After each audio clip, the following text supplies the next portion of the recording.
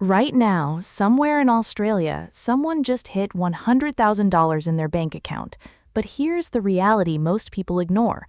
$100,000 today does not carry the same weight it did 5 years ago.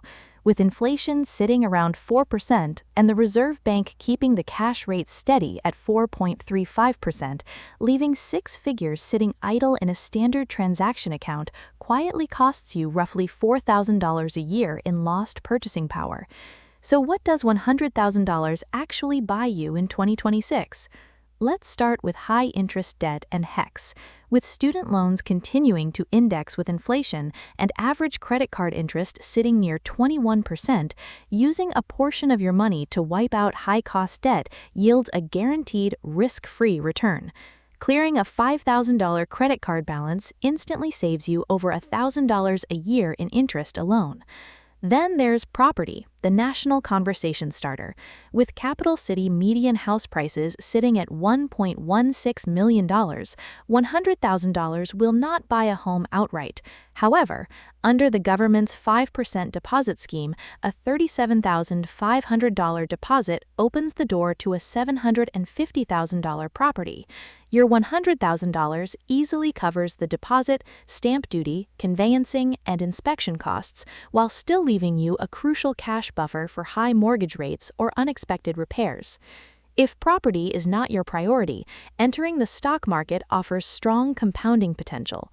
Low-cost, diversified index funds tracking the ASX 200 or broader markets have historically generated average annual returns around 6 to 10%.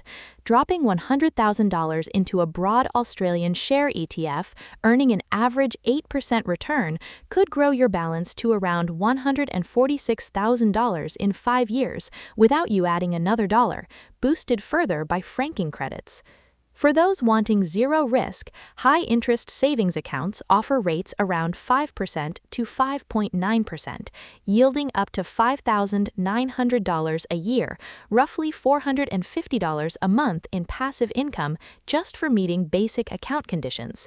Alternatively, locking funds into a 12-month term deposit near 4.5% secures an easy $4,500 guaranteed, backed by the government deposit guarantee.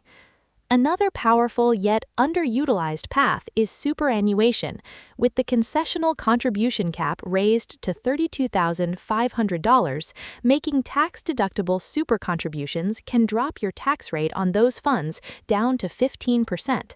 Contributing $32,500 from your windfall could save you over $6,000 in income tax this financial year while supercharging long-term retirement wealth. Finally, $100,000 provides real launch capital for starting a lean business, like a service firm, franchise, or mobile venture, giving you enough runway to cover initial setup and working capital through your first year. Ultimately, the smartest strategy might be splitting your $100,000 across multiple buckets: $30,000 in high-interest savings for emergencies, $30,000 in low-cost ETFs for long-term growth, $20,000 toward debt reduction, and $20,000 in liquid capital for upcoming opportunities.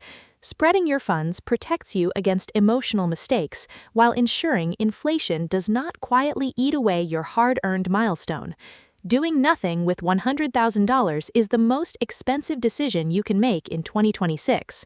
If you found this breakdown helpful, drop a like, subscribe for more straight-talking Australian finance breakdowns, and let me know in the comments how you would allocate $100,000 today.